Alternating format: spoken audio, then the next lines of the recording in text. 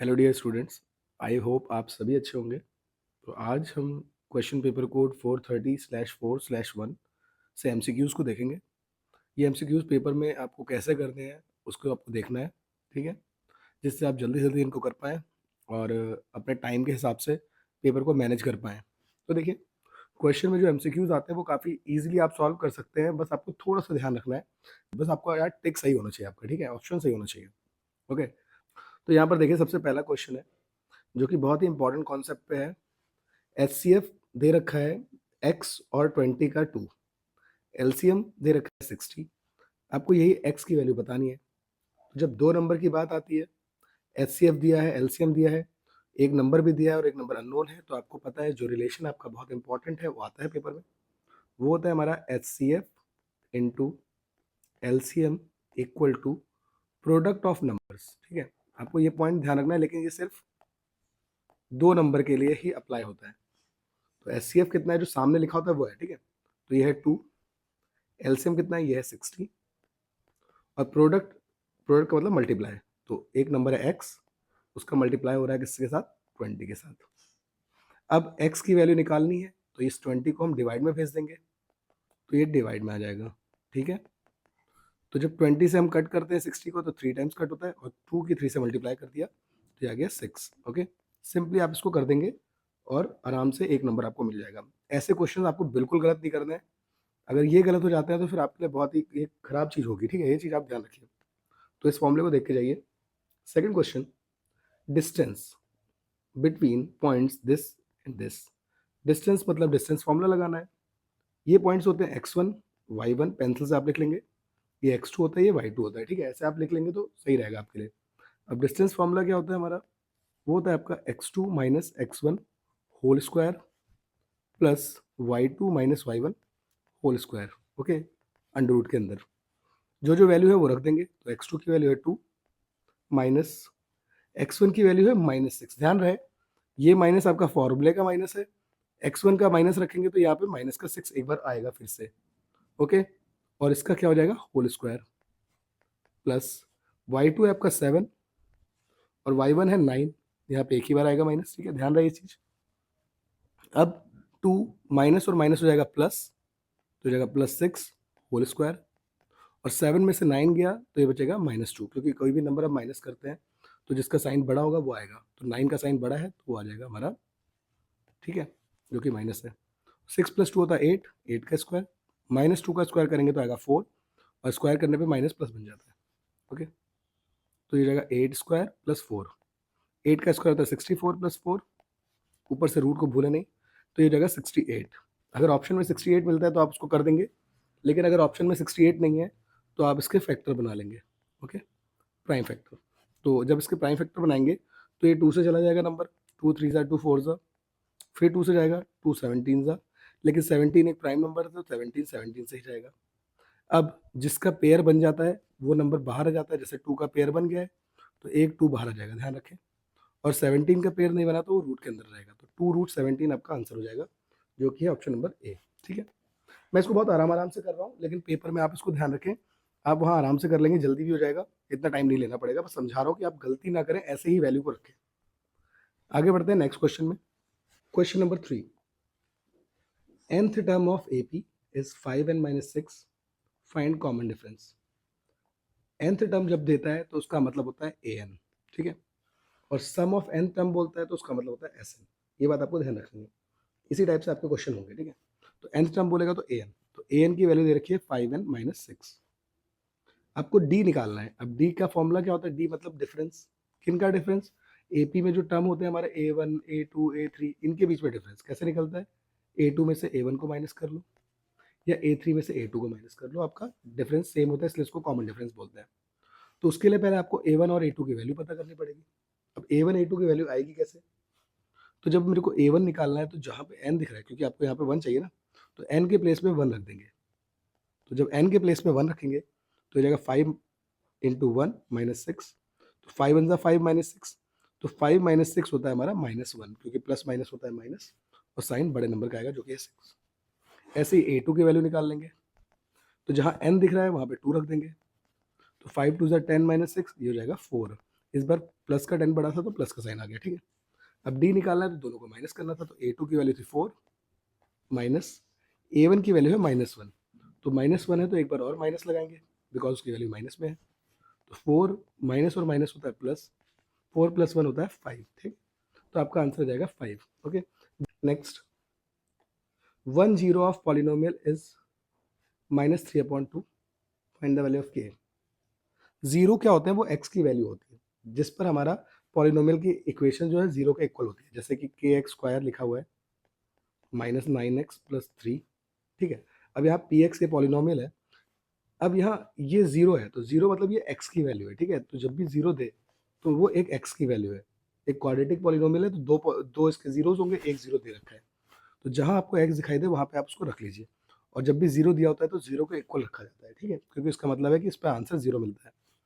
तो यहाँ पे k की वैल्यू निकालनी है, x हमें दे रखा है -3/2, स्क्वायर हो रहा है, यहाँ पे भी -3/2 + 3 इक्वल में 0। अब देखिए पहले ब्रैकेट सॉल्व करेंगे तो 3 का स्क्वायर हो जाएगा 9 और 2 का स्क्वायर हो जाएगा 4, ओके। ध्यान रहे प्लस बन जाएगा बिकॉज माइनस था, यहाँ माइनस और माइनस हो जाएगा प्लस, 9 3 27/2, और नेक्स्ट आपका प्लस का 3 = 0, ओके। सॉल्व करते हैं इसको आगे, तो ये हो जाएगा आपका 9k/4, इसको हम एलसीएम लेके सॉल्व कर लेते हैं। 27 प्लस, देखिए अपॉन में 1 है, 3 के अपॉन में कुछ नहीं मतलब 1 है, तो 2 और 1 का एलसीएम होता है 2, तो 2 से नीचे और 2 से ऊपर मल्टीप्लाई करके इसको सेम बना लेते हैं, तो 3 2 6/2 = 0, ओके। तो 9k/4, 27 + 6 होता है 33/2 = 0, ओके। अब नंबर को इधर इक्वल के पास ले जाएंगे, मतलब जीरो के पास ले जाएंगे क्योंकि नंबर नंबर के पास जाएगा, तो ये प्लस था उधर जाके माइनस हो जाएगा, ओके। तो जीरो का कोई फर्क पड़ेगा नहीं। अब k = -33/2, डिवाइड का 4 ऊपर चला जाएगा और मल्टीप्लाई का 9 नीचे आ जाएगा, ओके। बस सॉल्व कर देते हैं, तो 2 से कटेगा 4 2 टाइम्स, 3 से कटेगा ये 3 3 ज़ा 3 1 ज़ा 3 1 ज़ा, तो फाइनली हमारे पास बचता है 11 × 2 जो कि होता है 22, और अपॉन में बचता है 3, और साइन चल रहा है माइनस का, ठीक है। तो -22/3 हमारा आंसर हो जाएगा, ऑप्शन में अगर ये है तो हम उसको टिक कर देंगे, तो option number D, okay. Next question को देखते हैं, अब नंबर 5 को देखते हैं। देखिए यहाँ 3 coins are tossed together, probability that only one coin show tail। 3 coin का क्वेश्चन आएगा या 2 कॉइन का क्वेश्चन आएगा तो आपको ध्यान रखना है, 3 कॉइन मतलब इसके जो आउटकम्स होंगे वो होंगे आपके 8, ओके। क्योंकि हमें पता है ये जो फॉर्मूला होता है 2⁻n, इससे आउटकम्स निकलते हैं कॉइन के केस में। अगर एक कॉइन है तो 2⁻1 जो कि 2 आउटपुट देता है, 2 कॉइन है तो 2⁻2 4 आउटपुट देता है, और 3 कॉइन है तो 8, ओके। कॉम्बिनेशन क्या होता है, कॉम्बिनेशन ऐसे बना सकते हैं आप, मान लीजिए तीनों में हेड आया, 2 में हेड आया, 1 में टेल आया, फिर हेड टेल हेड आ गया, पहले हेड वाले कवर कर लेते हैं, फिर टेल हेड हेड, फिर इनके उल्टे लिख दीजिए, जैसे इसका उल्टा हो गया टेल टेल टेल, इसका टेल टेल हेड, इसका टेल हेड टेल, और इसका हेड टेल टेल। अब क्वेश्चन पे चले जाते हैं, only one coin show tail, सिर्फ एक कॉइन के पास टेल हो, इसके पास, इसके पास और इसके पास, बाकी इसके पास ज़्यादा है, इसके पास भी 2 हैं, इसके पास भी 2 हैं, और इसके पास भी 2 हैं, ओके। उसके पास है ही नहीं, तो सिर्फ एक के पास टेल आना चाहिए, तो 3 ऐसे केस हैं, और अपॉन में आता है टोटल, तो 3/8, तो 3/8 आपका आंसर हो जाएगा, ठीक है। नेक्स्ट पे आते हैं 6 क्वेश्चन पे, 2 right circular cylinder of equal volume have their heights in the ratio 1:2, the ratio of their radii is। अब 2 सिलेंडर हैं जिनका वॉल्यूम इक्वल है, ओके, मतलब दोनों के वॉल्यूम बराबर है, 2 सिलेंडर है, और उनकी हाइट्स जो है 1:2 में दे रखी है, मतलब हाइट का जो रेशियो है H1 और H2 का जो रेशियो है वो है 1:2, ठीक है।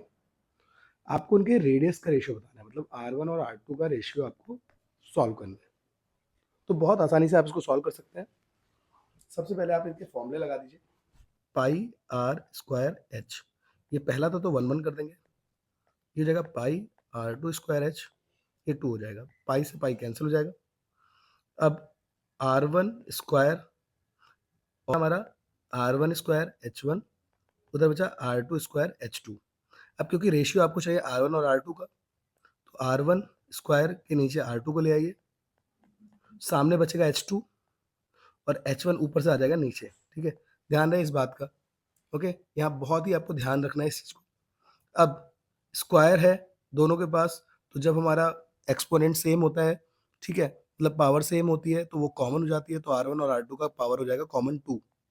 अब H2 और H1 का रेशियो हमें दे रखा है, लेकिन ध्यान रहे पेपर में तो H1 अपॉन H2 दिया था, बट जब आप इसको सिंप्लीफाई कर रहे हो तो ये H1 अपॉन में आ गया।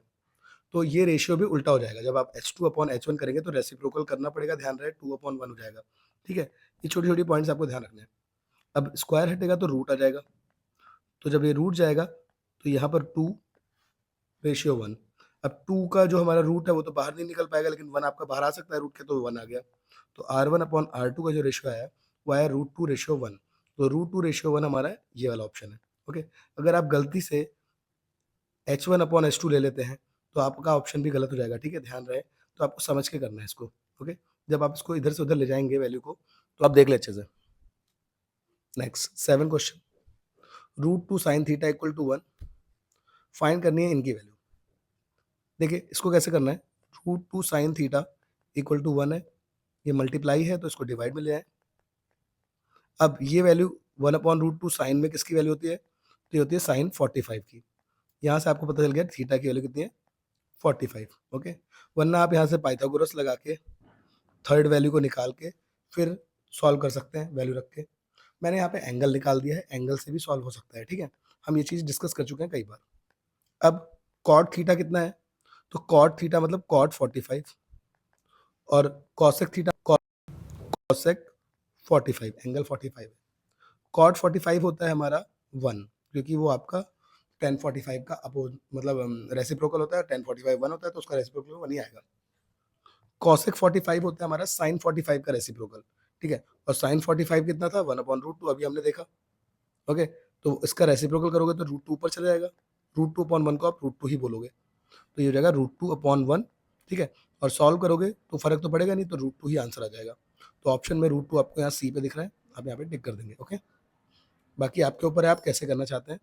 नेक्स्ट 8th क्वेश्चन में क्या रखा है, P R and Q R the tangents to a circle, radius दे रखा है 3, रेडियस ये होता है हमारा सेंटर से end point, okay? If length of each tangent is 4, इसकी लेंथ दे रखी है 4, then perimeter of O Q P, आपको ओ क्यू पी की पेरीमीटर बतानी, पेरीमीटर मतलब सम ऑफ ऑल साइड्स। तो उसके लिए पहले आपको ये सामने वाली साइड निकालनी पड़ेगी जो कि 90 के सामने पड़ रही है, और 90 के सामने पड़ने वाली साइड को हाइपोटेनस बोलते हैं। तो हाइपोटेनस का स्क्वायर, क्योंकि 90 है एंगल तो पाइथागोरस लग गया, तो ओपी का स्क्वायर बराबर होगा बेस का स्क्वायर प्लस परपेंडिकुलर का स्क्वायर, ये हो जाएगा 16, ये हो जाएगा 25। अब यहाँ से स्क्वायर हटेगा तो वो बन जाएगा रूट, जो कि होता है 5 का, तो ये वैल्यू आ गया 5। पेरीमीटर मतलब सम ऑफ ऑल साइड, तो पेरीमीटर हो गया हमारा 3 + 4 + 5, जो कि सॉल्व करने पे आ जाएगा 5 + 4 9, 9 + 3 12, ऑप्शन नंबर बी, ओके? बहुत सिंपल सा क्वेश्चन था। नेक्स्ट पे आते हैं 9th, एक अल्फा और बीटा 0 दे रखे हैं पॉलिनोमियल के, आपको वैल्यू फाइंड करनी है 1/अल्फा प्लस 1/बीटा, जिसका मैंने डायरेक्ट फॉर्मूला आपको बताया -b/c होता है। कैसे आता है वो भी बता दिया है, ठीक है? ध्यान रहे आप इसको कर लें, -b/c डायरेक्टली आप इसको कर लें। वो कैसे निकाला था मैंने सिंप्लीफाई करके, ठीक है? एलसीएम लेके, जब एलसीएम लेते थे तो ये बीटा हो जाता था, इधर अल्फा हो जाता था, अपॉन में अल्फा बीटा हो जाता था। इसकी वैल्यू हमें पता है, अल्फा प्लस बीटा सम क्या होता है? -b/a। अल्फा इंटू बीटा होता है c/a, ए से ए कट जाता है तो b/c आ जाता है। ए बी सी कौन होते हैं? ए होता है हमारा ये एक्स स्क्वायर का कोफिशिएंट, बी होता है एक्स का कोफिशिएंट, और सी होता है लास्ट वाला कांस्टेंट टर्म। तो बी की वैल्यू है 5, साइन है माइनस का, सी की वैल्यू है 1, तो 5/1 हमारा 5 ही होगा, साइन माइनस है तो -5, तो -5 हमारा ऑप्शन नंबर डी, ओके? तो ये हो गया। नेक्स्ट, आई होप यहाँ तक आपको क्लियर हुआ होगा, आपको इन्हीं चीज़ों को लेके चलना है। 20 टर्म निकालना है हमें इस एपी में, तो 20 टर्म कैसे निकलेगा? तो देखिए a1 है जो कि है 10√2, ये है a2 6√2, यहाँ से d निकाल देते हैं कॉमन डिफरेंस, कैसे निकलेगा? a2 में से a1 को माइनस करके, तो a2 माइनस a1, जब आपका रूट के अंदर सेम नंबर होता है तो प्लस माइनस हो जाता है, तो 10 में से 6 गया, आया 4, लेकिन 10 का साइन बड़ा है तो -4 आपका डी की वैल्यू आ गया। आपको 20th टर्म निकालना था, 20 टर्म को बोलते हैं A20। खुलता कैसे है? A+19D, एक वैल्यू कम हो जाती है ना, फॉर्मूले में रख के हमें पता है n-1 तो n है 20, 20 में से 1 गया 19 आ जाता है। A1 को ही A बोलते हैं, तो 10√2 प्लस 19 और इसकी वैल्यू डी की वैल्यू है -4√2, तो 10√2 प्लस माइनस माइनस 19 फोर्जा, अब 19 फोर्जा कितना होता है? तो ये होता है 76√2। अब 76√2 और 10√2 को अगर हम सॉल्व करते हैं तो 76 में से 10 गया तो आता है 66, साइन इसका बड़ा है तो -66√2 आ गया। ठीक है, क्योंकि एपी घट रही है ना, तो साइन भी माइनस आएगा, ध्यान रहे, अच्छे से इसको करें। तो ये आपका आंसर हो गया। नेक्स्ट पे देखते हैं। Card is drawn at random from well shuffled deck 52 cards, probability it shows number 9। तो 9 को शो करना है। अब कितने होते हैं? हर कार्ड होता है 4 टाइप, ठीक है, हर कार्ड होते हैं हमारे 4, जैसे 9 है तो 9 के 4 होते हैं। कौन कौन से? एक होता है आपका डायमंड, ओके, एक होता है हार्ट, एक होता है क्लब, ओके, एक होता है स्पेड। ये दोनों रेड कलर के होते हैं, ये दोनों ब्लैक कलर के होते हैं। ठीक है, अब यहाँ पे किसी को इन्होंने हटाया तो है नहीं, तो ये 4 वहाँ पे मौजूद होंगे। और अपॉन में आता है टोटल, टोटल है 52, कट कर देंगे, दोनों नंबर कट हो जाते हैं, 4 से 4 बन 4 और ये 13 टाइम्स कट हो जाता है, तो option number D. Okay, simply आप इसको सॉल्व कर देंगे। Length of arc subtending angle 210 at centre is 44/3, radius बताना है। आर्क लेंथ की जब बात आती है तो आपको पता है आर्क लेंथ क्या है हमारा, जैसे हमारा ये आर्क है, ये आर्क सेंटर पे एंगल बना रही है, ये आपका सेंटर एंगल दे रखा है 210। आपको इस आर्क लेंथ की वैल्यू निकालनी है, तो आर्क लेंथ का फॉर्मूला क्या होता है? θ/360।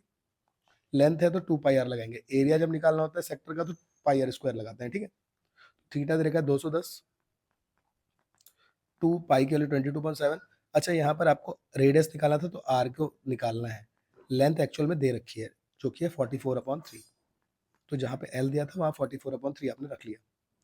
0 से 0 कैंसिल कर दें, जो कैंसिल हो रहा है कर दें। ठीक है, 7 से 1 कट जाएगा, 7 3 ज़ा, 3 से 1 कट जाएगा 12 टाइम्स, 2 से कट जाएगा 6 टाइम्स, 2 3 ज़ा 2 11 ज़ा, इतनी चीज़ें हमने कट कर दी, बचता है 44/3। ठीक है, कैंसिल करने के बाद नंबर्स को ध्यान रखें, गलती से भी कोई नंबर छूटे ना, वरना गड़बड़ हो जाएगी, वरना आप एमसीक्यूज में फंसे रहेंगे, आपको टाइम से इनको खत्म भी करना है। ठीक है, तो ये ऊपर चला गया, 11 नीचे आ गया 3 के पास, 3 से 3 काट दीजिए, 11 से 1 काट दीजिए 4 टाइम्स, तो आपका आ जाएगा 4, तो रेडियस आ गया 4। ओके, तो ये नेक्स्ट क्वेश्चन भी हो चुका है, तो आई होप ये क्लियर हुआ होगा। आगे बढ़ते हैं नेक्स्ट क्वेश्चन पे।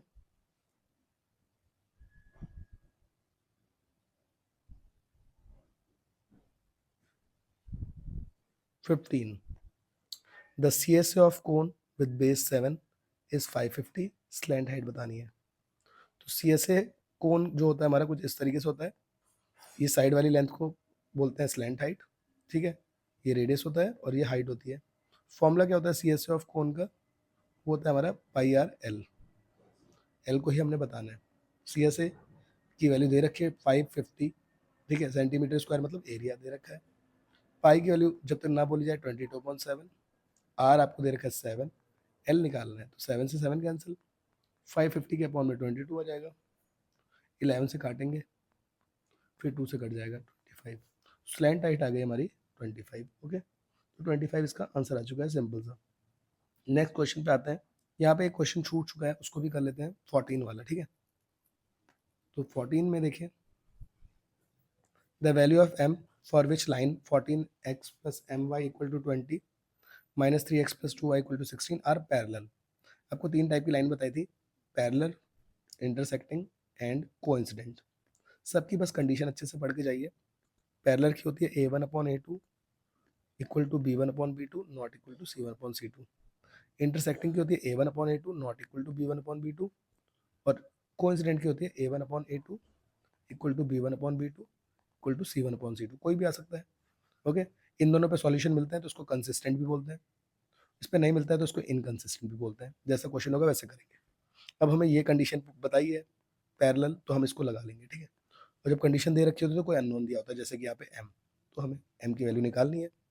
a1 a2 सबको पता है कि क्या होता है, तो जो कोफिशिएंट है हमारे वो x का a1 A2 और इसको इधर ले आना, ठीक है, क्योंकि जो जनरल इक्वेशन होती है वो ऐसे होती है A1x B1y plus C1 equal to 0। तो जब इसको सीधा करके लिखोगे सही करके तो प्लस का 20 इधर आके माइनस का 20 हो जाता है। ऐसे ही -3x plus 2y -16 equal to 0। Okay, अब रख देते हैं 14 -3 14 अपॉन A2 के लिए -3 m upon 2 not equal to -20 upon -16। अब इससे कंपेयर तो करना नहीं है, इक्वल नहीं है। अब जो इक्वल है उनको कंपेयर कर दें, तो 14/3 कंपेयर हो गया m/2 से। 2 डिवाइड से ऊपर जाएगा क्योंकि आपको m की वैल्यू निकालनी है और इधर सामने m आ जाएगा, ठीक है। तो ये हो जाएगा 14 2 28 और 3 आपका यहाँ पे हो गया। साइन आप ऊपर दे देंगे तो -28/3 आपका आंसर आ जाएगा। ओके, तो ये आपका फाइनल आंसर हो जाएगा -28/3। 15 हम कर चुके हैं। 16 को देखते हैं। Sine A equal to 2/3 cos A निकालना है। अब साइन ए इक्वल टू, अगर कोई साइन वाली वैल्यू होती है तो एंगल में कन्वर्ट करते, बट इन्होंने 2/3 दिया है जो कि किसी एंगल में हमने नहीं पढ़ा है, जो हमारी टेबल होती है। तो ये होता है परपेंडिकुलर, ये होता है हाइपोटेनियस। तो आप यहाँ पे बना लेंगे अपना triangle, right angle triangle. Perpendicular ये सामने वाली वैल्यू है, अगर थीटा यहाँ से देखते हैं तो। ओके, थीटा पे डिपेंड करता है जहाँ से देख रहे हैं आप। तो ये हो जाएगा 2। हाइपोटेनियस होता है ये। अब इस पर हाइपोटेनियस भी दिया है, परपेंडिकुलर भी दिया है, तो बेस निकालना है। तो हाइपोटेनियस का स्क्वायर इक्वल टू होता है perpendicular square plus base square. 3 का स्क्वायर 9, 2 का स्क्वायर 4, ये इधर आएगा तो माइनस हो जाएगा, ठीक है। जब भी हाइपोटेनियस के अलावा कोई साइड निकालनी तो माइनस ही होती है। 9 में से 4 गया 5 आया, स्क्वायर हटेगा तो रूट आ जाएगा। तो बेस आ गया आपका रूट का 5। आपको निकालना था कॉस ए। कॉस रेशियो होता है आपका बेस अपॉन हाइपोटेनस का। तो बेस है आपका √5 और हाइपोटेनस है 3, तो √5/3 आपका आंसर हो जाएगा, ठीक है। सिंपल सा क्वेश्चन था। यहाँ तक के जितने भी एमसीक्यू है ना, मुझे नहीं लगता कि कोई भी आपसे गलत होगा अगर आपको कॉन्सेप्ट क्लियर है, सही है बिल्कुल अच्छे से, ठीक है। Next, P and P B are tangent to a circle with centre O. A O B की वैल्यू देखिए 105। आपको O A P plus A B P की वैल्यू चाहिए। ओ ए पी मतलब इसकी प्लस ए पी बी इसकी।